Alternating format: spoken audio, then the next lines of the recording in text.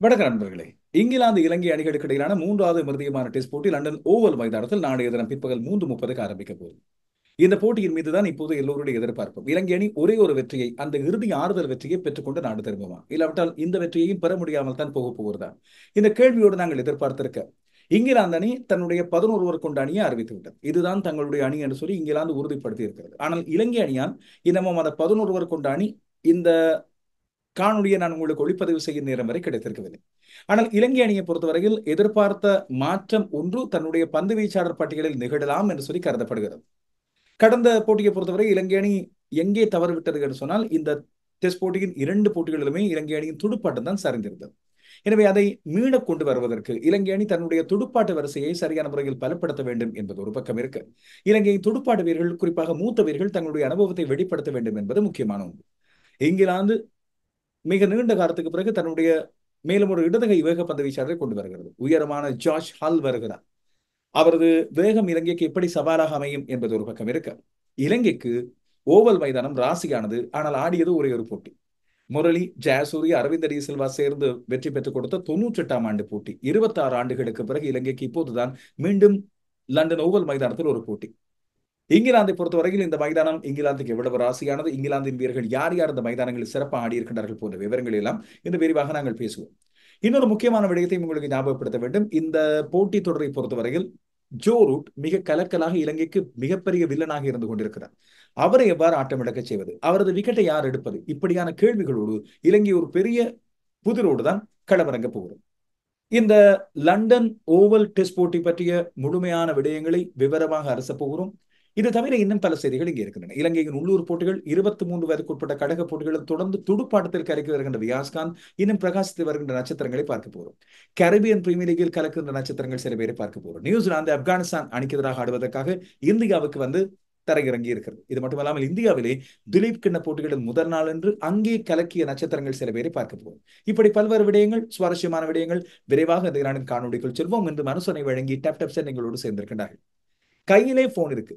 உங்களது பணத்தை இலகுவாக நீங்கள் அனுப்ப வேண்டும். உங்களது உறவுகள், நண்பர்கள் பார்த்திருப்பார்கள். இலங்கையிலும் இந்தியாவிலும், ஐரோப்பிய நாடுகள், அதுபோல கனடா, இது மட்டுமில்லாமல் ஐக்கிய அரபு அமீரகம், இந்த 3 இடங்களிலிருந்தும் உங்களது பணத்தை விரைவாக, பாதுகாப்பாக, மேலதிக கட்டணம் எதுவும் இல்லாமல் அனுப்புவதற்கு மிகச்சிறந்த வழி என்றால் அது டப் சென்ட் மட்டும்தான்.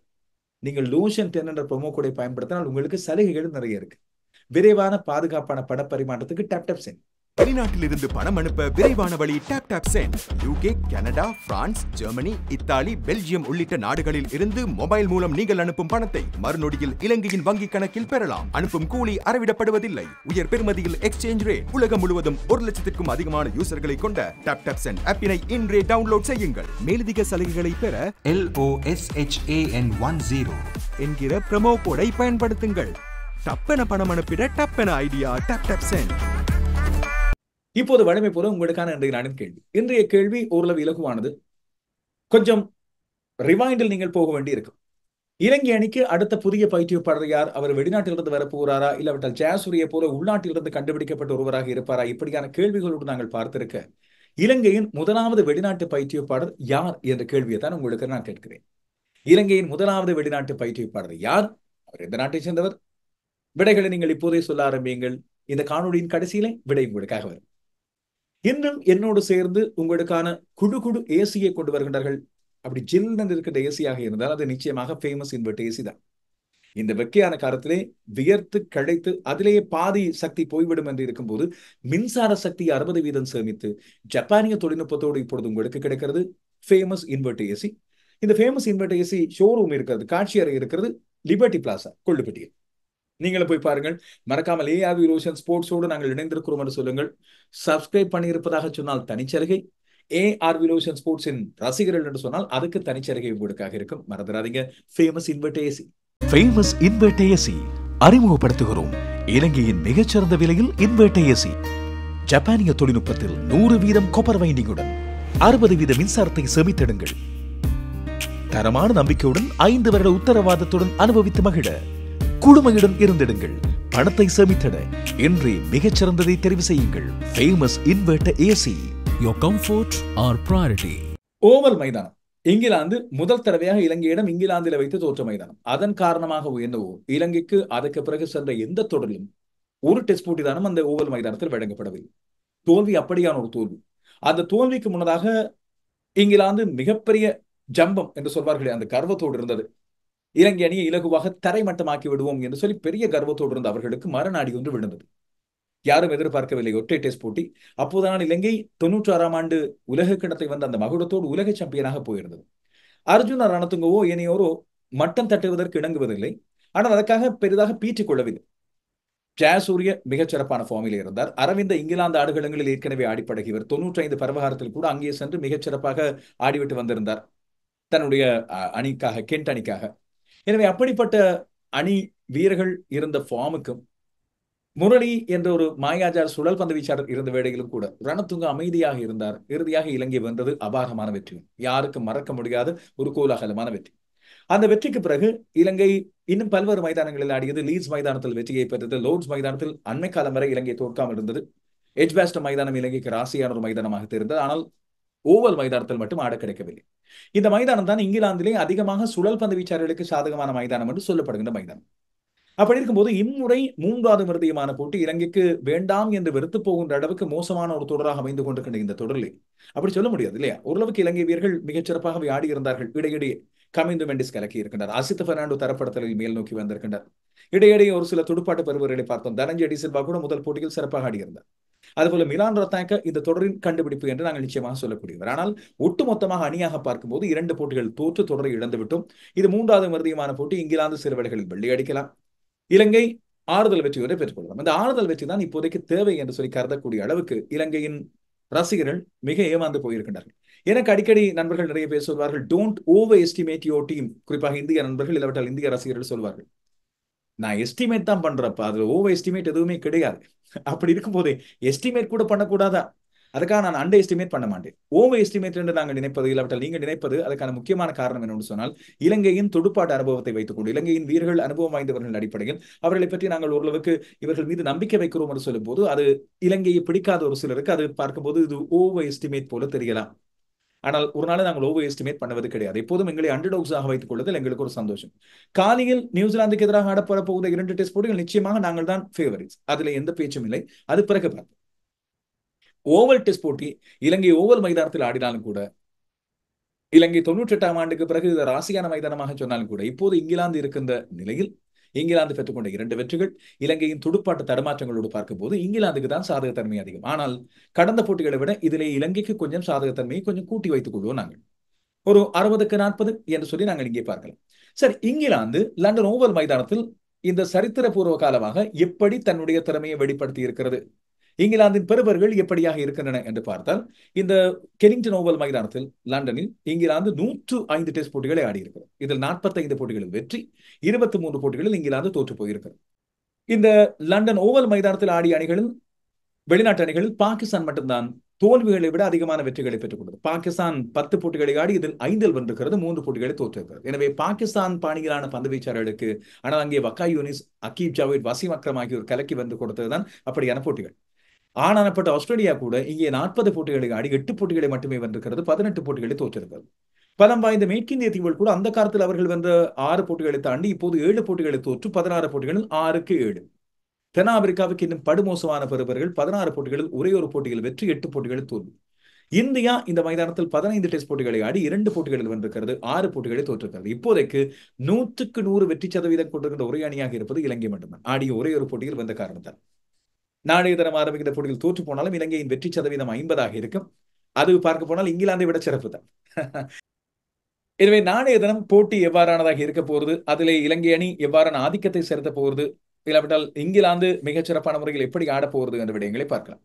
இங்கே பெறப்பட்ட அதிகூடிய ஓட்டு எண்ணிக்கை 1938ஆம் ஆண்டு லேன் ஹாட்டன் முச்சதத்தை எடுக்க இங்கிலாந்து எடுத்த 903 ஓட்டங்கள். அதைத்தான் பிறகு இலங்கை முறியெடுத்தது 952 ஓட்டங்கள் இந்திய அணிக்கு எதிராக பெற்றுக்கொண்டு.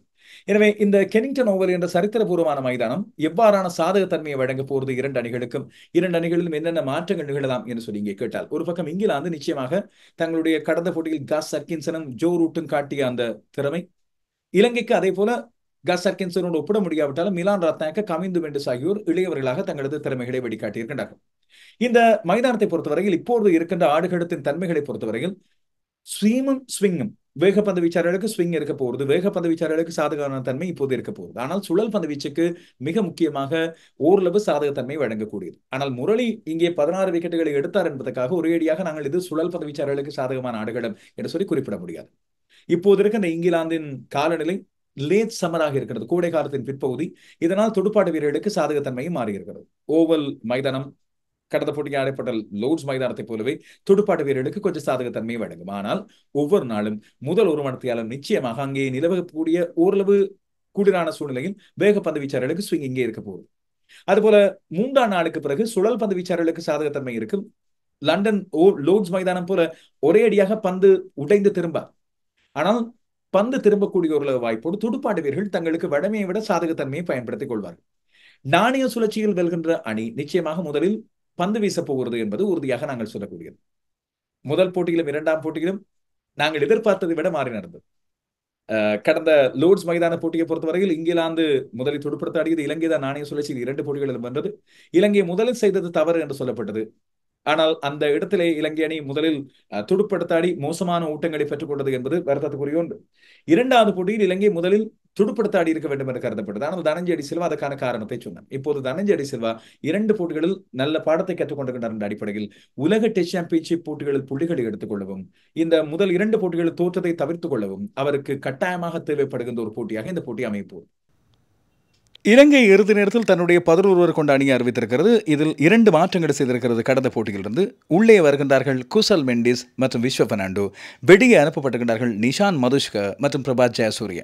பிரபாத் ஜெயசூரிய இந்த மைதானத்துக்கு, இந்த ஆடுகளத்துக்கு தேவைப்படுவார் என்று கருதப்பட்டிருந்தாலும் கூட அவரது ஃபார்ம் பெரிதாக சிறப்பாக இல்லை. எனவே மேலதிகமாக ஒரு வேகப்பந்து வீச்சாளரை கொண்டு வருவது இப்போது ஓவல் மைதானம் இருக்கும் நிலையில் நாளைய தினம் பயன்படுத்தப்படுகின்ற ஆடுகளத்துக்கு உகந்ததாக இருக்கும் என்று இலங்கை நிர்வாகம் முடிவெடுத்திருக்கிறது. அதுபோல குசல் மெண்டிஸ் 3ஆம் இலக்கத்தில் ஆடப்போவது அறிவிக்கப்படுகிறது. எனவே ஆரம்ப துடுப்பாட்ட வீரராக பேத்து நிசங்கவை கொண்டு வருகின்றார்கள். இது சரியானதா என்ற கேள்வி நிச்சயமாக விவாதத்துக்குரியது. காரணம் என்னவென்று சொன்னால், பேத்து நிசங்க போன்ற மிகச் சிறப்பான ஃபார்மிலே இப்போது இருக்கின்ற ஒரு வீரரை நாங்கள் ஸ்விங்குக்கும் பவுன்ஸுக்கும் ஆரம்பத்தில் வீசப்படுகின்ற டியூக் பாலின் புதிய பந்துகளுக்கும் பலி கொடுக்க போகின்றோமோ என்ற ஒரு நினைப்பு இங்கே இருக்கிறது. ஆனால் அவர் தன்னை சமாளித்துக் கொண்டு இந்த சவாலுக்கு ஈடு கொடுத்து ஆடி தனது திறமையை வெளிப்படுத்துவார். இப்போது தான் இருக்கின்ற வெள்ளை பந்து ஃபார்மை சிவப்பு பந்துக்கும் டெஸ்ட் போட்டிகளுக்கு ஏற்றது போல தன்னை கொண்டு வருவார் என்று நம்பியிருக்கலாம். நாங்கள் அதற்கு ஈடு கொடுத்து திமுத் கருணாரத்னவின் அனுபவமும் அவரை சரியான முறையில் வழிநடத்த வேண்டும். இலங்கை இம்முறை 4 வேகப்பந்து வீச்சாளரோடு ஆடுவது உண்மையில் ஒரு பரீட்சார்த்த முயற்சி தான். சில விடங்களில் இது பலன் அளிக்கலாம். இப்போது இருக்கின்ற ஃபார்மில் அசித் பெர்னாண்டோ மிகச்சிறப்பு. லஹிரு குமார் தனக்கு கடந்த போட்டியில் கிடைத்த வாய்ப்பை பயன்படுத்தியிருந்தார். மிலான் ரத்னாக்க ஒவ்வொரு போட்டிகளாக பந்து வீச்சில் இப்பொழுது முன்னேறி வருகின்றார். விஸ்வ பெர்னாண்டோ இங்கிலாந்து ஆடுகளங்களுக்கு பழக்கமானவர். இந்த சுற்றுலாவுக்கு நாங்கள் சென்ற வேளையில் அவர்தான் எங்களுடைய பிரதானமான தெரிவாக இருந்தார். எனவே தனக்கு கிடைக்கின்ற மீண்டும் ஒரு சந்தர்ப்பத்தை சிறப்பான முறையில் பயன்படுத்தலாம். எனவே இந்த அணித்தறிவு திருப்திகரமாக இருக்கிறதா என்று கேட்டால் கொஞ்சம் சந்தேகத்தோடு நாங்கள் நோக்க வேண்டியிருக்கிறது. அதுபோல தனஞ்சய டி சில்வா தன்னுடைய தலைமைத்துவத்தில் தன்னை பந்து வீச்சாளராக பயன்படுத்திக் கொள்ளவில்லை. கமிந்து மெண்டிஸுவை தேவையான நேரத்தில் அவர் பகுதி நேர பந்து வீச்சாளராக கூட விக்கெட்டுகளை எடுப்பதற்காக பயன்படுத்தவில்லை. அந்த தவறுகளை களைந்து நாளைய தினம் 4 வேக பந்து வீச்சாளர்களை மட்டும் பயன்படுத்தாமல் இடையிடையே பகுதி நேர பந்து வீச்சாளர்களாக தன்னையும் கமிந்து மெண்டிஸையும் பயன்படுத்துவது முக்கியமானதாக இருக்கும். இதேபோல குசல் மெண்டிஸ் தனக்கு கிடைக்கின்ற மற்றொரு வாய்ப்பு.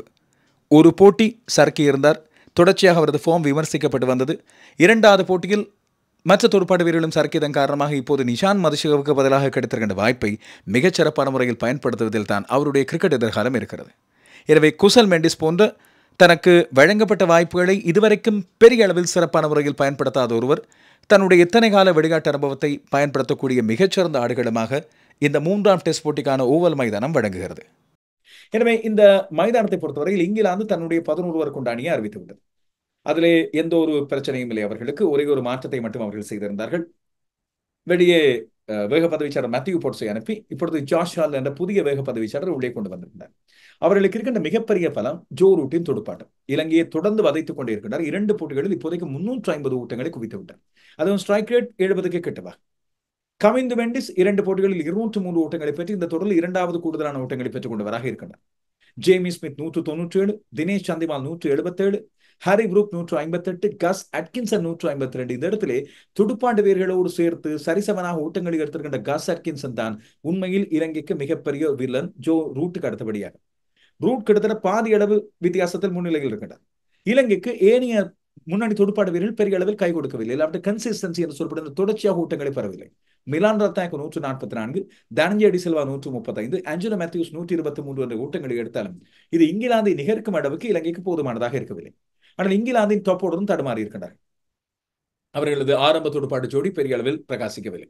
ஹாரி புரூக் ஓட்டங்களை எடுத்திருந்தார். ஆனால் மத்திய வரிசை இணைக்கின்ற மற்றவர் எடுத்த துடுப்பாட்டம் பெரிய அளவில் கை கொடுக்கவில்லை. இப்போது ஜோ ரூட்டை ஆட்டம் இழக்க செய்கின்ற வழியை பற்றி இலங்கை யோசிக்க வேண்டும். அவரை இணைப்பாட்டம் புரிய விடாமல் ஆரம்பத்திலே ஆட்டம் இழக்க செய்வது பற்றி இலங்கை நிச்சயமாக யோசிக்க வேண்டியது. பந்து வீச்சாளர்களை எடுத்து பார்த்தால் இந்த தொடர் கூடுதலான விக்கெட்டுகளை எடுத்து முதலாம் இடத்தில் இருப்பவர் அசித்த பெர்னாண்டோ 14 விக்கெட்டுகள், கஸ் அட்கின்சன் 11, கிறிஸ் வோக்ஸ் 10. இந்த கஸ் அட்கின்சனும் கிறிஸ் வோக்ஸும் சேர்ந்து இலங்கையின் துடுப்பாட்ட முதுகெலும்புகளை உடைத்து போடுகின்றார்கள். தங்களுடைய ஸ்விங் மூலமாக அதுபோல விக்கெட்டுகள் தேவையான போதெல்லாம் எடுத்துக் கொண்டிருக்கிறார்கள். ஒரு முனையில் ஒருவர் தக்க வைத்துக் கொள்ள இன்னொருவர் விக்கெட்டுகளை எடுத்துக் கொண்டிருக்கின்றனர். பிரபா ஜெயசூரிய சின்ன மாற்றம், ஆனால் 8 விக்கெட்டுகளை எடுத்திருக்கின்றனர். இலங்கையின் இரண்டாவது வேக பந்து வீச்சாளர் தான் பெரிய அளவில் இன்னும் பலன் அளிக்கவில்லை. கடந்த போட்டியில் ஆடிய லஹிருகுமார் 5 விக்கெட்டுகளை எடுத்திருந்தார். எனவே இலங்கை அணி பந்து வீச்சில் அந்த மாற்றத்தை செய்யாமல் மிலான் ரத்தாயக்கவுக்கு மீண்டும் ஒரு வாய்ப்பை கொடுப்பதன் மூலமாக தான் நான் சொன்ன அந்த ஒரு மாற்றம் சந்தேகத்துக்குரியது. இதுல இங்கிலாந்தின் இடதுகை வேகப்பந்து வீச்சாளரான ஜார்ஜ் ஹான்லை பொறுத்தவரையில்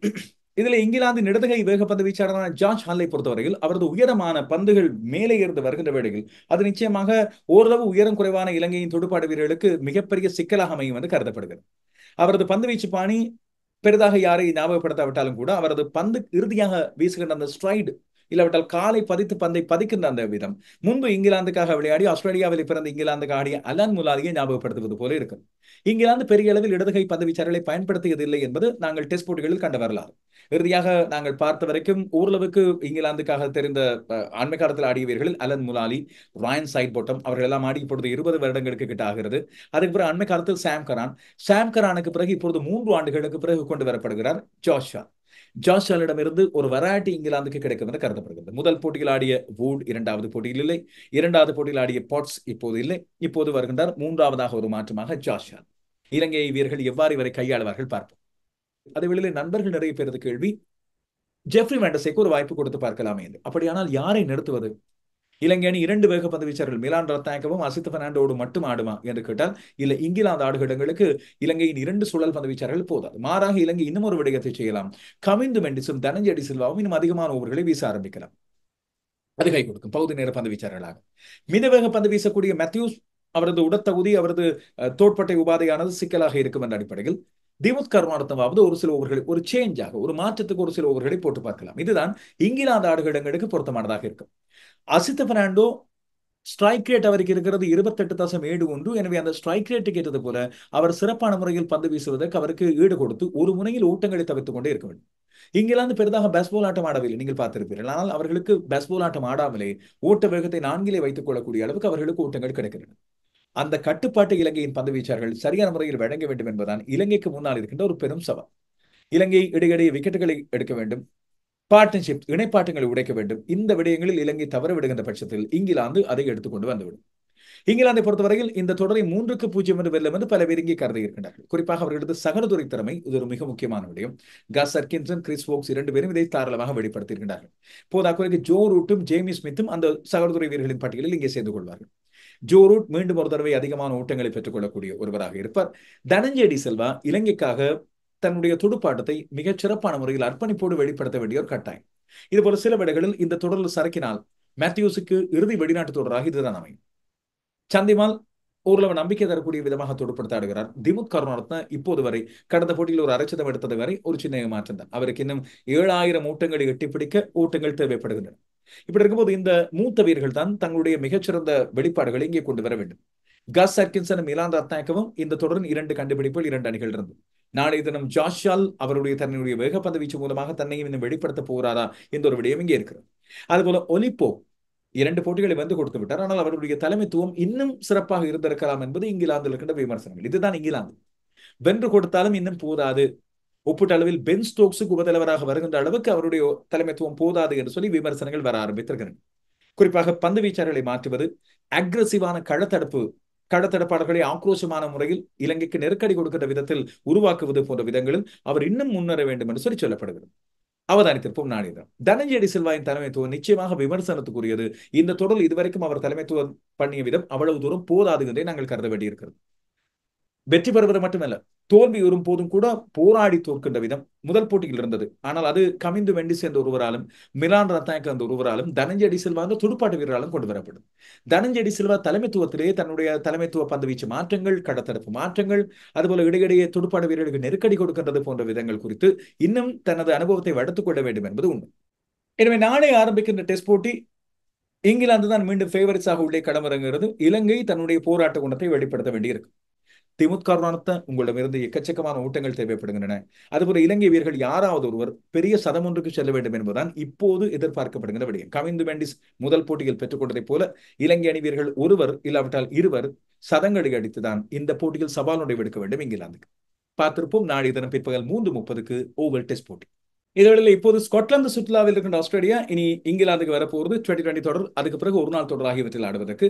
ஏற்கனவே இங்கிலாந்தில் இடம்பெற்று வருகின்ற 2020 பிளாஸ்ட் தொடரில் ஆடிய லாங்காஷியா பிராந்தியத்துக்கு ஆடிய இங்கிலாந்தின் வழமையான வெள்ளைப்பந்து அணியின் தலைவர் ஜாஸ் பட்டர் உபாதைக்குள்ளாகி இருப்பதை பற்றி சொல்லியிருந்தேன். இதனால் அவரால் 2020 தொடரில் ஆடுவது சந்தேகத்துக்கு இடமாக இருக்கும். ஒரு நாள் தொடரில் கூட ஆடுவது சந்தேகத்துக்கு இடமாக இருக்கும் என்று கருதப்படுகிறது. அப்படி இருக்கின்ற நிலையத்தில் இப்போது அவர் 2020 தொடரில் அவர் ஆட மாட்டார் என்றும் அவருக்கு பதிலாக பில் சால்ட் தலைமை தாங்குவார் என்றும் அறிவிக்கப்படுகிறது. ஒரு நாள் தொடரில் பட்டர் ஆடுவதும் சந்தேகத்துக்கு இடமாக இருக்கிறது. அவரை இப்போதைக்கு அவசரப்படுத்தி உள்ளே கொண்டு வருவது அவரது உபாதையை அதிகரிக்கும் என்ற காரணத்தால் இப்போதைக்கு அவரை ஓய்வில் வைத்துக் கொள்வது பொருத்தமாக இருக்கும் என்று இப்போது சொல்லப்படுகிறது. மறுபக்கம் பட்டருக்கு இப்பொழுது 34 வயதாக இருக்கின்ற இந்த சூழ்நிலையில் அவரை பற்றியும் அடுத்த எதிர்கால தலைமைத்துவத்தை பற்றியும் யோசிக்க வேண்டியிருப்பதன் காரணமாக பில் சால்ட்டுக்கு பொருத்தமாக இந்த தலைமை பதவி வழங்கப்படுகிறது என்று சொல்லி இங்கே சொல்லப்படுகிறது. ஆனால் பில் சால்ட்டை பொறுத்தவரையில் கடந்த ஜூன் மாதம் 27ஆம் தேதி இறுதியாக இங்கிலாந்து 2020 சர்வதேச போட்டி ஒன்றை ஆடிய பிறகு இதுதான் அவர்களது முதலாவது போட்டியாக அமைய போகிறது. பில் சால்ட் இதுவரைக்கும் பெரிய அளவில் தன்னுடைய பிராந்திய அணிகளுக்கெல்லாம் தலைமை தாங்கிய வரலாறு கிடையாது. ஒலிப்போ போலவே தான் அவர் இறுதியாக தலைமை தாங்கியது மான்செஸ்டர் ஒரிஜினல்ஸுக்காக நடைபெற்று கொண்டிருந்த 100 போட்டிகளில் ஜாஸ் பட்லர் தலைவராக இருந்த அந்த அணியில் அவர்தான் உபதலைவராக இருந்தார். அவருக்கு உபாதை ஏற்பட்ட ஒரு போட்டியிலே பில் சால்ட் இவருக்கு பதிலாக தலைமை தாங்கியிருந்தார். அது மட்டும்தான் அவரது மிகப்பெரிய தலைமைத்துவ அனுபவமாக இங்கே கருதப்படுகிறது. எனவே பில் சால்ட் இப்பொழுது 2020 தொடருக்கு தலைமை தாங்க போகிறார் என்று அறிவிக்கப்பட்ட நேரத்தில் அவருக்கு வயது 28, அனுபவம் வாய்ந்த ஒருவராக இப்பொழுது இங்கிலாந்து அணியில் தொடர்ந்து வெள்ளைப்பந்து போட்டிகளில் ஆடி வருகின்ற ஒருவர். 19 ஒருநாள் சர்வதேச போட்டிகள், 31 T20 சர்வதேச போட்டிகளில் ஆடி வருகின்றார். உலகம் முழுவதும் சுற்றி பல்வேறு பிரான்சைஸ் லீக்களில் ஆடி வருகின்ற ஒருவர். எனவே ஆஸ்திரேலியாவுக்கு எதிராக அவருக்கு நல்ல ஒரு துடுப்பாட்ட அனுபவமும் தலைமைத்துவ அனுபவமும் கிட்டும் என்று சொல்லி கருதப்படுகிறது. விடையில் இங்கிலாந்தின் 2 குழாங்களும் மீண்டும் உறுதிப்படுத்தப்பட்டு அறிவிக்கப்படுகின்றன. ஒரு நாள் குழாமுக்கு இன்னமும் பட்லர் தான் தலைவராக இருக்கிறார். இங்கிலாந்தின் 2020 குழாமில் பல புதிய வீரர்கள் உள்ளே சேர்க்கப்படுகிறார்கள், இம்முறை அழைக்கப்படுகிறார்கள். பில் சால்ட்டின் தலைமையில் Jofra Archer, Jacob Bethell, Brydon Carse, Jordan Cox, Sam Curran, Josh Hull, Will Jacks, Liam Livingstone, Saqib Mahmood, Dan Mousley, Jamie Overton, Adil Rashid, Reece Topley மற்றும் ஜான் டர்னர். ஒரு நாள் குழாமை பொறுத்தவரையில் பட்லரின் தலைமையில் ஆடுகின்ற குழாமில் Jofra Archer, Gus Atkinson, Jacob Bethell, Harry Brook, Brydon Carse, Jordan Cox, Ben Duckett, Josh Hull, Will Jacks, Matthew Potts, Adil Rashid, Phil Salt, Jamie Smith, Reece Topley மற்றும் ஜான் டர்னர். ஆஸ்திரேலிய அணிக்கு எதிராக முதலில் 3 2020 சர்வதேச போட்டிகள், அதுக்கு பிறகு 5 ஒருநாள் சர்வதேச போட்டிகள் ஆடப்பட போகின்றன. இங்கிலாந்து தன்னுடைய எதிர்காலத்துக்கான குழாமை இங்கே கட்டி அனுப்ப இங்கிலாந்து தன்னுடைய அடுத்து வரப்போகின்ற சாம்பியன்ஸ் டிராபி, அதுபோல் அதுக்கு பிறகு இடம்பெற போகின்ற 2020 உலகக்கிணம் போன்றவற்றுக்கான தன்னுடைய அணியை கட்டி எழுப்ப சரியான ஒரு வியூகமாக வருகின்ற செப்டம்பர் 11 முதல் ஆரம்பிக்கின்ற இந்த போட்டிகளை பயன்படுத்திக் கொள்ள போகிறது. இதுவேளை ஆகஸ்ட் மாதத்துக்கான ICC player of the month, இந்த மாதத்துக்கான மிகச்சிறந்த வீரருக்கான 3 பேரின் பெயர்களை பரிந்துரை செய்திருக்கிறது சர்வதேச கிரிக்கெட் பேரவை. தென்னாப்பிரிக்காவின் சுழல் பந்துவீச்சாளர் கேஷவ் மகராஜ், மேற்கிந்திய தீவின் இளம் வேக பந்துவீச்சாளர் ஜேடன் சீல்ஸ், இவர்களோடு இலங்கையின் சுழல் பந்துவீச்சு சகோதரி வீரர் துனித் வெல்லாலகி ஆகியோர் பெயரிடப்பட்டிருக்கிறார்கள். ஆகஸ்ட் மாதத்தில் கலக்கிய நட்சத்திரங்களில் இடதுகை சுழல் பந்துவீச்சாளர் கேஷவ் மகராஜ் மேற்கிந்திய தீவுக்கு எதிராக மிகச்சிறப்பாக சுழல் பந்து வீசியிருந்தார். முதல் டெஸ்ட் போட்டியில் 8 விக்கெட்டுகளையும் அதுபோல இரண்டாவது போட்டியில் 5 விக்கெட்டுகளையும் வீழ்த்தியிருந்தார் அவர். ஜெய்டன் சீல்ஸ் அதே டெஸ்ட் தொடரில் மிகச்சிறந்த வேக பந்து வீசியிருந்தார். குறிப்பாக 12 விக்கெட்டுகளை எடுத்திருந்தார். சராசரி 18.08 ஆகி இருக்கின்ற வேளை துனித் வெல்லாலகி இந்திய அணிக்கு எதிரான 3-0 என்று 2020 சர்வதேச தொடரை இலங்கை வென்ற வேளையில் அவரது பங்களிப்பு மிகச் சிறப்பாக இருந்தது. 108 ஓட்டங்களையும் 7 விக்கெட்டுகளையும் கைப்பற்றிக் கொண்டார். இந்த 3 பேரில் உங்களது வாக்குத்தறிவின் அடிப்படையில் ஒருவருக்கு விருது கிடைக்கும். அண்மை காலமாக இலங்கை வீரர்கள் ஒரு சில விருதுகளையும் இவ்வாறு வென்றிருந்தார்கள். குறிப்பாக வீராங்கனைகளில் சமரியா தப்பத்து விருது வென்றதும் இங்கே முக்கியமானது. எனவே துனித் வெல்லாலகி, கேஷவ் மகராஜ், ஜெய்டன் சீல்ஸ் ஆகியோர் இந்த விருதுக்காக போட்டியிடுகிறார்கள் இம்முறை. இதேவேளை ஆகஸ்ட் மாதத்தின் ஐசிசியின் விருதுக்காக பரிந்துரை செய்யப்படுகின்ற வீராங்கனைகளில் 2 அயர்லாந்து நட்சத்திரங்களோடு இலங்கையின் இளம் நட்சத்திரம் ஹர்ஷிதா சமரவிக்ரமவும் பெயரிடப்படுகிறார். அயர்லாந்தின் சகோதரி வீராங்கனைகளான கேபி லூயிஸ் மற்றும் ஓலா பெண்டகஸ்ட் ஆகியோரோடு அண்மை காலமாக இடம்பெற்ற அயர்லாந்து அணிக்கு எதிரான தொடரில் மிகச்சிறப்பாக கலக்கிய ஹர்ஷிதா சமரவிக்ரமவும் இம்முறை பெயரிடப்பட்டிருப்பது முக்கியமானது. அயர்லாந்து அணிக்கு எதிராக அவர் பெற்றுக்கொண்ட 86 ஆட்டமிழக்காதது, அதுபோல 65 ஓட்டங்கள். முன்னதாக ஜூலை மாதத்தின் இறுதியில் இந்திய அணிக்கு எதிராக ஆட்டமிழக்காமல் 69 ஓட்டங்கள் என்று தன்னுடைய ஃபார்மை தொடர்ந்து கொண்டிருக்கிறார் ஹர்ஷிதா. எனவே ஹர்ஷிதாவா இல்லாவிட்டால் 2 அயர்லாந்து நட்சத்திரங்களா என்பது ரசிகர்களின் வாக்கு மூலமாக தீர்மானிக்கப்படும். இலங்கையில் இடம்பெற்று வருகின்ற நேஷனல் சூப்பர் லீக் ஒருநாள் போட்டிகளை பொறுத்தவரையில் நேற்று தரமான ஆட்டம் ஒன்றை வெளிப்படுத்தியிருந்தார் சிக்ஸர் ஷானக. அவர் உள்ளூர் போட்டிகளில் தன்னை மிகச்சிறப்பான தன்னம்பிக்கையோடு வெளிப்படுத்தி மீண்டும் இலங்கை தேசிய அணிக்குள்ளே நிரந்தரமான இடத்தை பிடிக்க வேண்டும் என்பதுதான் ரசிகர்களது எதிர்பார்ப்பு. அண்மை காலமாக தலைமைத்துவத்திலிருந்து மாற்றப்பட்ட பிறகு அவரது இடம் கேள்விக்குறியாக மாறியிருந்தது. தன்னை நிரூபிக்கக்கூடிய அளவுக்கு இன்னும் பெரிய அளவில் துடுப்பாட்டத்திலோ பந்துவீச்சிலோ தன்னை வெளிப்படுத்திக் கொள்ளவில்லை என்பது ரசிகர்களின் கவலையாக இருக்கின்ற போது தன்னை மிகச்சிறப்பான முறையில் வெளிப்படுத்திக் கொள்ளக்கூடிய வாய்ப்பு இப்போது இடம்பெற்று வருகின்ற இந்த நேஷனல் சூப்பர் லீக் ஒருநாள் போட்டிகளில் அவருக்கு கட்டியிருக்கிறது. நேற்று சதம் அடித்து தன்னை வெளிப்படுத்திக் கொண்டார் தசுன் சானக. தசுன் சானக மட்டுமல்ல, இலங்கையின் தற்போதைய வெள்ளைப்பந்து அணியின் தலைவரான சரித் அசலங்கவும் கலக்கலான சதம் ஒன்றை அடித்து கொழும்பு அணிக்கு அபாரமான வெற்றி ஒன்றை பெற்றுக் கொடுத்தார்கள். 2 பேரும் சேர்ந்து 164 ஓட்டங்களால் கொழும்பு ஹம்பாத்தோட்டையில் இடம்பெற்ற போட்டியில் வெற்றி கிட்டியது. ஸ்கோர் விவரங்களை பார்த்தால் கொழும்பு அணி முதலில் துடுப்படுத்தாடி 8 விக்கெட்டுகளை எடுத்து 342 ஓட்டங்களை எடுத்தது. ஆரம்பத்திலே விக்கெட்டுகள் விரைவாக விழுந்த பிறகு சரித் அசலங்க 137 பந்துகளில் 138 ஓட்டங்களை எடுத்தார். 8-6 ஓட்டங்கள் 14 ஓட்டங்கள். தசுன் சானக 90 பந்துகளில் 5-6 ஓட்டங்கள் 14 ஓட்டங்களோடு 103 ஓட்டங்களை எடுத்தார். 2 பேரும் சேர்ந்து அசத்தலான ஆட்டம். ஆனால் ஒன்று ஷானக ஆட்டம் இழந்த பிறகு மீண்டும் விரைவாக விக்கெட்டுகள் வீழ்ந்து தனித்து போனார் சரித் அசலங்க. இந்த 2 பேரது இடைப்பாட்டம் தான் இந்த போட்டியின் மிக முக்கியமான கட்டமாக அமைந்தது. 3 விக்கெட்டுகள் 61 ஓட்டங்களுக்கு இழக்கப்பட்ட பிறகு 2 பேரும் சேர்ந்து 179 ஓட்டு இணைப்பாட்டத்தை வேகமாக பெற்றுக் கொண்டார்கள். 2 பேரும் சேர்ந்து 30 ஓவர்களில் இந்த ஓட்டங்களை எடுத்து 342 ஓட்டு எண்ணிக்கையை கொண்டு வந்திருந்தார். இவர்கள் சந்தித்த பந்துவீச்சு வரிசையில் சாமிக்க கருணாரத்ன, அதுபோல நிப்புன் பிரான்சிக்க, லசித் எம்புல்தனியா ஆகியோர் அடங்கி இருந்தார்கள். பந்துவீச்சிலே நிப்புன் பிரான்சிக்க மிகச்சிறப்பான பந்துவீச்சு. இத்தனை அடி விழுந்த போதிலும் அவர் 10 ஓவர்கள் பந்து வீசி 2 ஓட்டமற்ற ஓவர்கள் 29 ஓட்டங்களுக்கு 3 விக்கெட்டுகள். சாமிக்க கருணாரத்னா அவருடைய பந்துவீச்சிலே 4-6 ஓட்டங்களும் 9-4 ஓட்டங்களும் பெற்றுக் கொள்ளப்பட்டன. 9 ஓவர்களில் 78 ஓட்டங்களை கொடுத்தார். 2 விக்கெட்டுகளை எடுத்தார். பதிலெடுத்து கண்டி அணி ஆடிய வழியில் அந்த அணிக்கு தலைமை தாங்குகிறார் சாமிக்க கருணாரத்னா. இதிலே அதிகபட்சமாக கவின் பண்டார் ஆட்டம் இழக்காமல் 57 ஓட்டங்களை எடுக்க 37 ஓட்டங்களை எடுத்தார் சித்தாரா கிம்ஹான். சாமிக்க எடுத்தது 17 ஓட்டங்கள். 178 ஓட்டங்களுக்கு சுருண்டு போனார்கள் கொழும்பின் பந்துவீச்சிலே. தசுன் சானக பந்துவீச்சிலும் கலக்கி 22 ஓட்டங்களுக்கு 3 விக்கெட்டுகள். டிலும் சுதீர 19 ஓட்டங்களை கொடுத்து 2 விக்கெட்டுகள். விகாஸ் தேமிக்க 27 ஓட்டங்களுக்கு 3 விக்கெட்டுகளை வீழ்த்தியிருந்தார். சரித் அசலங்க பந்து சேர்ந்தார். அவருக்கு விக்கெட் கிடைக்கவில்லை. பிரமோத் மதுஷானுக்கு ஒரு விக்கெட். ஒரு தலை சிறந்த பந்துவீச்சு வரிசையோடு கொண்டு வந்திருக்கின்றது கொழும்பு அணி. பிரமோத் மதுஷான், சமத் கோமஸ், தசுன் சானக, திலும் சுதீர, சரித் அசலங்க, விகாஸ் தேமிக்க, போதாக்குறைக்கு ஷெஷான் பெர்னாண்டோவும் இருக்கின்றார்கள். இன்னும் ஒரு போட்டி, அந்த போட்டி சுருக்கென்று முடிந்த போட்டியாக அமைந்து போனது. தம்முள்ளி அணி 67 ஓட்டங்களுக்குள் சுருட்டப்பட்டு காலி அணி இந்த வெற்றி இலக்கை 6 ஓவர்களுக்குள் கடந்தது. மழை காரணமாக 39 ஓவர்களாக குறுக்கப்பட்ட போட்டியில் தம்முள்ளி அணி வெறும் 21 ஓவர்களில் 67 ஓட்டங்களுக்குள் சுருண்டு போனது. அதிகபட்சமாக 34 ஓட்டங்களை எடுத்திருந்தார் அஞ்சல பண்டார. கலக்கலான பந்துவீச்சு மூலமாக சுருட்டி எடுத்தது காலி அணி. தினுக டில்ஷான் 12 ஓட்டங்களை மாத்திரம் கொடுத்து 4 விக்கெட்டுகள். ஷிரான் பெர்னாண்டோ 10 ஓட்டங்களுக்கு 3 விக்கெட்டுகள் என்று கலக்கியிருந்தார்கள். அகில தனஞ்சய பந்து வீச அவருக்கு வெறும் 4 பந்துகள் மாத்திரமே கிடைத்தன. அவர்தான் இந்த அணியின் தலைவர், காலி அணியின் தலைவர். காலி அணி துடுப்படுத்த அடைவடையில் யசோத லங்கா 34 ஓட்டங்களை எடுத்து இலகுவான வெற்றி ஒன்றை பெற்றுக் கொடுத்திருந்தார். இப்போதைக்கு அணிகளின் புள்ளிகளின் நிலவரங்களை பார்த்தால் காலி அணி தான் ஆடிய 2 போட்டிகளிலும் வெற்றி 2 புள்ளிகள். கொழும்பு தான் ஆடிய 3 போட்டிகளில் 2 வெற்றி 4 புள்ளிகள். யாழ்ப்பாண அணி 2 போட்டிகளில் 1 வென்றிருக்கிறது. கண்டி அணிக்கு எந்த ஒரு வெற்றியும் இல்லை. தம்முள்ளி அணிக்கு எந்த ஒரு வெற்றியும் இல்லை. இதேவேளை இலங்கையில் இடம்பெற்று வருகின்ற 23 வயதுக்கு உட்பட்டோருக்கான ஆட்டங்களை பொறுத்தவரையில் வியாஸ்கான் தொடர்ந்து துடுப்பாட்டத்தில் கலக்கி வருகின்றார். ஏற்கனவே அவருடைய களத்தடுப்பு படம் ஒன்றை நான் பகிர்ந்திருந்தேன். அந்த களத்தடுப்பு புகைப்படத்தை பகிர்ந்திருந்தவர்கள் சன்ரைசர்ஸ். அவர்கள் தங்களுடைய நட்சத்திரம் இலங்கையில் என்ன செய்கிறார் என்று சொல்லி அவதானித்து அவரது மிகச்சிறப்பான எல்லைக்கோட்டு கடத்தடுப்பு ஒன்றை படம் பிடித்து பெருமைப்பட்டிருந்தார்கள். அந்த வியாஸ்கான் பந்து வீச அவருக்கான வாய்ப்பினம் இல்லாத நேரத்தில், தன்னுடைய விரல் உபாதை காரணமாக பந்து வீச முடியாத நேரத்தில் துடுப்பாட்டத்தில் தொடர்ந்தும் கலக்கி தன்னுடைய அணியை மிகச்சிறப்பாக வழிநடத்தி வருகின்றார். தமிழ் யூனியனுக்கும் போலீஸ் அணிக்கும் இடையிலான போட்டி வெற்றி தோல்வியற்ற முறையில் நிறைவடைந்தது இந்த வார இறுதியில். அதிலே 64 பந்துகளில் 83 ஓட்டங்களை துடுப்பாட்டத்தில் நின்று கலக்கி இருக்கின்றார் வியாஸ்கான். ஒரு கட்டத்தில் அவர் ஆரம்ப துடுப்பாட்ட வீரராக வந்து சினேஜ் ஜாபர்தனோடு ஆடுகின்றார். சில நேரங்களில் 3ஆம் 4ஆம் இலக்கங்களில் வருகிறார். இந்த போட்டியில் 4ஆம் இலக்கத்தில் வந்திருந்தார். முதலாம் இன்னிங்ஸில் 64 பந்துகளில் 6 ஓட்டங்கள் 4 ஓட்டங்களோடு 83 ஓட்டங்களை விடாசி தள்ளி மிகச்சிறப்பான முறையில் தன்னுடைய துடுப்பாட்டத்தை வெளிப்படுத்தியிருக்கின்றார் தமிழ் யூனியன் அணியின் தலைவர். இது நிச்சயமாக அவர் ஒரு சகோதரி வீரராக மீண்டும் இலங்கை தேசிய அணிக்குள் வருவதற்கு, குறிப்பாக ஒருநாள் போட்டிகளில் வருவதற்கு அவருக்கான இடத்தை அளிக்கக்கூடிய ஒன்று. தொடர்ந்தும் தன்னுடைய துடுப்பாட்டத்தை முன்னேற்றிக் கொண்டு வரட்டும். இது நிச்சயமாக இலங்கை அணிக்கும் அவருக்கும் தனியான நம்பிக்கையை கொடுக்கும். இப்போது காரணம், இந்த ஒன் டைமென்ஷன் என்று சொல்லப்படுறது ஒரு விதமாக பந்து வீச்சாளராக இல்லாவிட்டால் துடுப்பாட்ட வீரராக மட்டும் வந்து எந்த ஒரு பலனும் கிடையாது. ஒரு வீரர் உள்ளே வருகின்ற வேளையில் அவர் சகோதரி வீரராக இருக்கும் போது அது அவருக்கு மேலதிகமான ஒரு வாய்ப்பு ஒன்றை கொடுக்கும். இதேவேளை இப்போது இந்தியாவில் திலீப் கிண்ண போட்டிகள் மிக பெரும் ஆர்வத்தோடு இந்த நாளில் ஆரம்பித்திருக்கின்றன.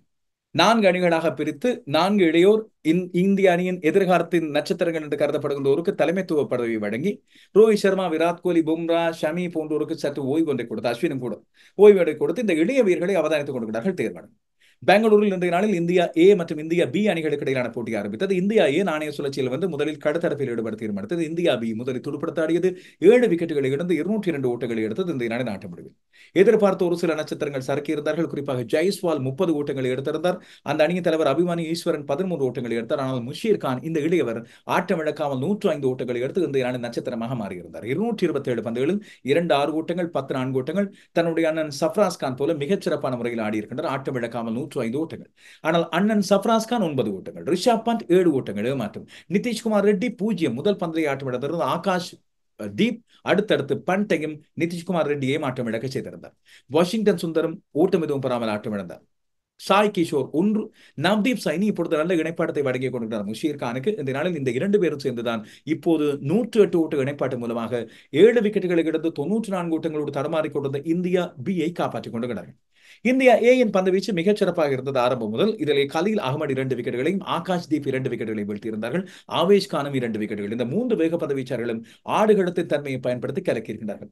பெங்களூர் சின்னசுவாமி மைதானம் வழமையாக 2020 போட்டிகள், IPL போட்டிகள் இருக்கும்போது எப்படி தட்டையாக இருக்கும், இப்போது வேக பந்து வீச்சாளர்களின் ஸ்விங் சொர்க்காபுரியாக இருக்கின்றது. கலீல் அகமது 17 ஓவர்கள், ஆகாஷ் தீப் 18 ஓவர்கள், அவேஷ் கான் 16 ஓவர்கள் என்று வீசியிருந்தார்கள். குல்தீப் யாதவுக்கு விக்கெட் எதுவும் இல்லை, அவர் 14 ஓவர்களை வீசியிருந்தார். மறுபக்கம் சிவன் துபையும் 8 ஓவர்கள் பந்து வீசியிருந்தார். ஆடுகின்ற இந்திய ஏ அணிக்கு சுப்மன் கில் அணியின் தலைவராக இருக்கின்றனர். மயங்க் அகர்வால், ரியான் பராக், KL ராகுல், துருவ் ஜூரேல், சிவன் டூபே, தனுஷ் கொட்டியான், குல்தீப் யாதவ், ஆகாஷ் தீப், அவேஷ் கான், கலீல் அகமது ஆகியோர் இருக்கின்றார்கள். ராகுல் இருக்க சுப்மன் கில்லுக்கு இந்த அணியிலே தலைமை பதவி வழங்கப்பட்டிருப்பதும், ராகுலுக்கு 4 அணிகளில் எந்த ஒரு அணிக்கும் தலைமை பதவி வழங்கப்படாமல் இருப்பதும் சில விடயங்களை சுட்டிக்காட்டுவது போல அமைந்திருப்பதாக தெரிகிறது. இதனால் தான் அண்மையில் ராகுல் தன்னுடைய ஓய்வை அறிவிக்க முற்பட்டாரோ என்ற கேள்வியை நாங்கள் எழுப்ப வேண்டியிருக்கிறது. மற்றொரு போட்டி இந்த நாளில் ஆனந்த்பூரில் இடம்பெற்றது. இது இந்தியா சி மற்றும் இந்திய டி அணிகளுக்கு இடையிலான போட்டி. பெரிய அளவில் ஓட்டங்கள் பெறப்படாத ஒரு போட்டியாக ஆச்சரியம் கொடுத்திருந்த ஒரு போட்டி. இந்திய அணி முதலில் ஆடி 164 ஓட்டங்களுக்கு சகல விக்கெட்டுகளை இழந்தது. அக்சார்பேட்டையில் தனித்து நின்று போராடி இருந்தார்.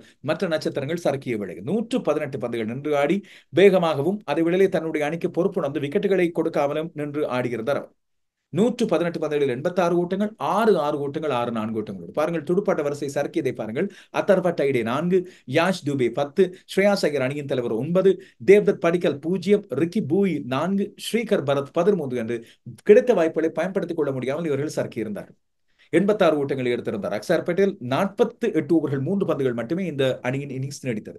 பந்து வீச்சிலே விஜயகுமார் விஷாக் 3 விக்கெட்டுகளை வீழ்த்தியிருந்தார். அன்சுல் கம்போஜ் 2 விக்கெட்டுகள், அதுபோல ஹிமான்சு சஹான் 2 விக்கெட்டுகளை வீழ்த்தியிருந்தார். பதிலடுத்து இந்தியா சி ஆடுகிறது. இந்த அணிக்கு தலைவர் ருத்துராஜ் கெய்க்வாட், ஆனால் அவரும் 5 ஓட்டங்களோடு ஆட்டமிழந்தார். சாய் சுதர்ஷன் 7 ஏமாற்றம் தான். ஆரியன் ஜுயால் 12 ஓட்டங்களை எடுத்திருந்தார். ரஜத் படிடார் 13 ஓட்டங்கள். இவர்களது முதல் 4 வீரர்களும் கூட குறைவான ஓட்டங்களை எடுக்க ஆடுகளத்திலே தமிழகத்தின் பாபா இந்திரஜித் ஆட்டமிழக்காமல் 15, அபிஷேக் பொருள் ஆட்டம் இழக்காமல் 32 2 பேரும் நம்பிக்கை கொடுத்து இப்போது 91 ஓட்டங்களை எடுத்திருக்கிறார்கள். 4 விக்கெட்டுகளை எடுத்து வீழ்த்தப்பட்ட விக்கெட்டுகளில் 2 விக்கெட்டுகளை அக்சார்பேட்டையில் பந்து வீச்சிலும் கலக்கி நான் தான் எல்லாவற்றுக்கும் இருக்கிறேன் என்று சொல்லி காண்பித்திருக்கிறார். ஹர்ஷித் ராணா அவருடைய வேகத்தின் மூலமாக அசத்தி இருந்தார். 7 ஓவர்கள் 5 ஓட்டமற்ற ஓவர்கள் 13 ஓட்டங்களுக்கு 2 விக்கெட்டுகள். இந்த அணியிலே அஷ்தீப் சிங் மற்றும் சரண் ஜெயின் ஆகியோரும் இருக்கின்றார்கள். போட்டிகள் தொடரும் போது நட்சத்திரங்களை அடையாளம் கண்டுகொள்வோம். கரீபியன் பிரீமியர் லீக் போட்டிகளை பற்றி பார்ப்பதற்கிடையில் இலங்கை ரசிகர்களுக்கு ஒரு சந்தோஷமான செய்தியை கொண்டு வர வேண்டும். இதை தலைப்பில் கொண்டு வரலாமா என்று பார்த்து நிலை விளையாட ஆரம்பித்த பிறகு தலைப்பில் கொண்டு வருவது பொறுத்தவரை யோசித்து வானிது ஹசரங்க ஆட போகிறார். உபாதையிலிருந்து மீண்டு விட்டார். கரீபியன் பிரீமியர் லீக்கு இப்பொழுது செல்கின்றார். அவர் 2024ஆம் ஆண்டு கரீபியன் பிரீமியர் லீகில் உபாதை காரணமாக ஆட மாட்டார் என்று சொல்லி ஆரம்பத்தில் அறிவிக்கப்பட்டது. ஆனால் இப்போது ஜிம்பாப்வேயை சேர்ந்த சகோதரி வீரர் சிக்கந்தர் ராசாவின் உபாதை அடுத்து உடனடியாக இப்பொழுது பேட்ரியட்ஸ் அணி அவரை உள்வாங்கி இருக்கிறது. Send kids and Nevis Patriots 2 மாற்றங்களை செய்திருக்கிறது. அந்த 2 மாற்றங்கள் உள்ளவராக வானிது ஹசரங்க இப்பொழுது அழைக்கப்படுகிறார். இவர் மட்டுமில்லாமல் நியூசிலாந்து அணிக்காக அண்மை காலத்தில் ஒப்பந்தமான உயரமான சகோதரி வீரர் அதிரடி ஆட்டக்காரர் ஜாஷ் கிளார்க்சனும் இப்பொழுது இவர்களோடு சேர்கின்றார். கடந்த மாதம் தான் வானிது ஹசரங்கவுக்கு இந்திய அணிக்கு எதிராக இடம்பெற்ற போட்டியின் போது ஏற்பட்ட உபாதை காரணமாக அவரால் ஆட முடியாது போகும் என்று சொல்லி அறிவிக்கப்பட்டது. இதையடுத்து டப்ரேஷ் ஷம்சி அவருக்கு பதிலாக உள்ளே கொண்டு வந்திருந்தார்கள். ஆனால் இப்போது அவருக்கு அடித்த அதிர்ஷ்டத்தை பாருங்கள். சிக்கந்தர் ராசாவின் உபாதை காரணமாக ஒரு சகோதரி வீரராக உள்வாங்கப்படுகிறார். சுழல் பந்து வீச்சாளரான ஷம்சி அவருக்கு பதிலாக ஆட அவரோடு சேர்ந்து ஆடக்கூடிய வாய்ப்பு இப்பொழுது நம்ம வானிது ஹசரங்கவுக்கு கிடைக்கிறது. அதுபோல ட்ரிஸ்டன் ஸ்டப்ஸுக்கு பதிலாக இவர் தென்னாப்பிரிக்க அணிக்காக இப்பொழுது தேசிய கடமைகளுக்காக செல்ல போகின்றார். இதையடுத்து ஸ்டப்ஸுக்கு பதிலாக உள்ளே கொண்டு வரப்படுகின்றார் கிளாக்சன். எனவே இந்த இரண்டு பேரும் அடுத்த போட்டிகளில் ஆடலாம் என்று சொல்லி இங்கே கருதப்படுகிறது. விறுவிறுப்பான போட்டிகளை நாங்கள் எதிர்பார்த்துக்கலாம். முக்கியமாக வானிது ஹசரங்க எப்படியான ஃபார்முக்கு திரும்ப போறார். இந்திய அணிக்கு எதிராக அவர் ஆடிய வேளையில் சிறப்பான ஃபார்மில் இருந்தார். அவர் இல்லாமல் போனதன் காரணமாக தான் ஜெஃப்ரி வேண்டஸை உள்ளே வந்து தன்னை நிரூபித்துக் கொண்டார் என்பது நாம் அறிந்தது. எனவே மீண்டும் வானிது ஹசரங்கவுக்கு ஒரு வாய்ப்பு கட்டுகிறது.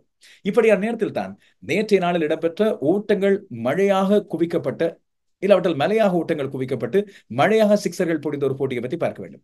Guyana Amazon Warriors Caribbean Premier League சாதனை ஒன்றை முறியடிப்பதில் ஒரு ஓட்டம் குறைவாக பெற்றுக்கொண்டது. நேற்று பாசெட்டரில் இடம்பெற்ற இந்த போட்டியில் இரண்டு அணிகளும் சேர்ந்து 40 ஓவர்களில் அல்ல 38 ஓவர்களில் 492 ஓட்டங்களை குவித்தனர். ஆனால் கயானா அமேசான் வாரியர்ஸ் 40 ஓட்டங்களால் வெற்றி பெற்ற இந்த போட்டியில் 266 ஓட்டங்களை எடுத்தது முதலில் துடுப்படுத்தாடிய Guyana Amazon Warriors. Caribbean Premier லீகில் பெறப்பட்ட அதிகூடிய ஓட்ட எண்ணிக்கை 267. இது ட்ரினிடாகோ நைட் ரைடர்ஸ் பெற்றுக் கொண்டிருந்தது. 2019ஆம் ஆண்டு 267 ஓட்டங்களை எடுத்தது ஜமைக்கா தலவாசிக்கு எதிராக. நேற்று அதிகாலை வேளையில் இடம்பெற்ற போட்டியில் அமேசான் வாரியர்ஸ் பெற்றுக் கொண்டது 266 ஓட்டங்கள், ஒரு ஓட்டம் குறைவாக பெற்றுக்கொண்டது. இதிலே துடுப்பாட்ட திருவிழா ஒன்றை நடத்தி முடித்திருந்தார்கள் சிக்ஸர்கள் மூலமாக. நேற்று நாள் முதலில் ராமனுல்லா குர்பாஸ் ஆரம்பித்து வைத்திருந்தார். 37 பந்துகளில் 69 ஓட்டங்களை எடுத்தார். 6 ஓட்டங்கள் 4 ஓட்டங்களோடு கலக்கலான அதிரடி. அவர் விட்டு செல்ல அதை தொடர்ந்தார் சிம்ரனின் பெயர். அடித்தால் சிக்ஸர் மட்டும்தான் அடிப்பேன் என்று 11 ஓட்டங்கள், எந்த ஒரு பவுண்டரியும் கிடையாது, 4 ஓட்டமும் கிடையாது, 11 பவுண்டரிகளுமே சிக்ஸர்கள். 39 பந்துகளில் 91 ஓட்டங்களை எடுத்தார். Strike rate 233.33. அவருக்கு துணையாக கீமோ போலும் இறுதியாக நின்று பினிஷிங் வேலை ஒன்றை செய்திருந்தார். அவர் 3 ஓட்டங்கள் 4 ஓட்டங்களோடு 14 பந்துகளில் 38 ஓட்டங்களை எடுக்க அணியின் ஓட்ட எண்ணிக்கை எகிரியது 266 ஓட்டங்கள். பதம் பார்க்கப்பட்டார்கள். ஆண்ட்ரிச் நோக்கியாவின் 4 ஓவர்களில் 52 ஓட்டங்கள் பறந்தார். அவரது பந்துவீச்சில் 2 ஓட்டங்கள். ஆனால் அதிகமான சிக்ஸர்களை கொடுத்தவர் முகமது மொஷீன். இவர் 6 ஓட்டங்களை கொடுத்திருந்தார். 2 ஓட்டங்களோடு 4 ஓவர்களில் 57 ஓட்டங்களை கொடுத்தார். ஆடியன் ஸ்மித்தின் 3 ஓவர்களில் 60 ஓட்டங்கள் பறந்தன. அதுபோல ரயன் ஜோன் என்ற பந்துவீச்சாளர் 3 ஓவர்களில் 40 ஓட்டங்களை கொடுத்தார். இத்தனை அடி வாங்கிய பிறகு 267 ஓட்டங்களை வெற்றி இலக்காக கொண்டாடியது send kids and Nevis Patriots. இந்த அணிக்காகத்தான் வானிது ஹசரங்க ஆடப்போகிறார். அந்த அணியில் நேற்றைய நாளில் அவர்கள் ஜாஷ் கிளாக்சனை ஈடுபடுத்தியிருந்தார்கள். வானிது ஹசரங்க இன்னும் இந்த அணியோடு சேர்ந்து கொள்ளவில்லை. 18 ஓவர்களை நின்று ஆடி 226 ஓட்டங்களை எடுத்துக்கொண்டது போராடி இருந்தது. குறிப்பாக ஆண்ட்ரூ ஃபிளெச்சர் அணியின் தலைவர் 33 பந்துகளில் 81 ஓட்டங்களை எடுத்தார்.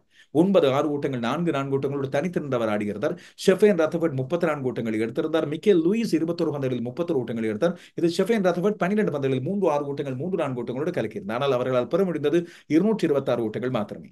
பந்து வீச்சிலே மிகச்சிறப்பாக செய்த பிரிட்டோரியஸ் 2 விக்கெட்டுகளை வீழ்த்தியிருந்தார். அதுபோல இம்ரான் தாஹீர் ஒரு ஓட்டமற்றவர். இம்ரான் தாஹீர் ஆண்டு நீங்கள் கேட்டலாமா? அந்த வயது முதிர்ந்த தாத்தா போல இருப்பவர் தான். ஆனால் இளமை துடிப்போடு பந்து வீசுகிறார். ஒரு ஓட்டமற்ற ஓவர். அதற்கு பிறகு வீசிய 3 ஓவர்களில் 6 ஓட்டங்களை கொடுத்த 48 ஓட்டங்களை கொடுத்தாலும் 3 விக்கெட்டுகளை வீழ்த்தி கலக்கியிருந்தார். குட்டாகேஷ் மூட்டி இந்த இளைய மேற்கிந்திய தீவில் சுழல் பந்து வீச்சாளர் 34 ஓட்டங்களுக்கு 3 விக்கெட்டுகளை வீழ்த்தியிருந்தார். தாஹீர் அப்படி என்ன வயசாகிறது என்று கேட்டால் அவர் இப்போது சொல்கிறார் தனக்கு 45 வயது தான். 45 இயர்ஸ் யங் என்று குறிப்பிடுகிறார். கலக்கல் வயதெல்லாம் தடையே கிடையாது என்று சொல்லி நிரூபித்திருக்கிறார் மிகச்சிறப்பாக. எனவே கரீபியன் பிரீமியர் லீக் களை கட்டிக் கொண்டிருக்கிறது. அந்த விவரங்களையும் தொடர்ந்து நாங்கள் போட்டிகளை அவதானித்துக் கொண்டு பார்த்துக் கொண்டிருப்போம். இன்று அதிகாலை வேளையும் ஒரு போட்டி இருக்கிறது. அதுபோல நாளைய தினம் இலங்கை அணி இங்கிலாந்தோடு லண்டன் ஓவல் மைதானத்தில் ஒரு ஓவல் பெருச்சமரில் மோத, மறுபக்கம் ஸ்காட்லாந்து ஆஸ்திரேலியா அணிகளுக்கு இடையிலான 2வது T20 சர்வதேச போட்டியும் இடம்பெற போகிறது. திலீப் கண்ட போட்டிகளையும் பார்ப்போம். இப்போது விடைபெற முதல் நான் முதலில் கேட்ட கேள்விக்கான பதில். இலங்கை அணியின் முதலாவது வெளிநாட்டு பயிற்சியாளர் மேற்கிந்திய தீவின் அப்போதைய உலக சாதனையாளர். அவர் பயிற்றுவிப்பாளராக இலங்கைக்கு வரும்போது அவர்தான் அந்த 365 ஓட்டங்களை பெற்று டெஸ்ட் போட்டிகளில் கூடுதலான ஓட்டங்களை பெற்றுக் கொண்டவராக இருந்த சர் கார்ஃபீல்ட் சோபர்ஸ். இலங்கையின் முதலாவது டெஸ்ட் போட்டிக்கு முதல் எங்களது பயிற்றுவிப்பாளராக இருந்தவர் என்ற பெருமை அவருக்கு இருக்கிறது. அவரை நாங்கள் பயிற்றுவிப்பாளராக கொண்டு வந்து இலங்கை அணி நிச்சயமாக பெருமைப்படலாம். இலங்கை அணி அதுக்கு பிறகு பெற்றுக்கொண்ட டெஸ்ட் வெற்றிகள் தனக்கு பெருமை அளித்திருந்ததாக ஒரு பேட்டியில் கூட சொல்லியிருந்தார். நன்றியை சொல்லிக் கொள்வோம் அவருக்கு. சரியான விடையை சொன்னவர்கள் நீங்களே உங்களை பாராட்டிக் கொள்ளலாம். மீண்டும் சந்திப்போம்.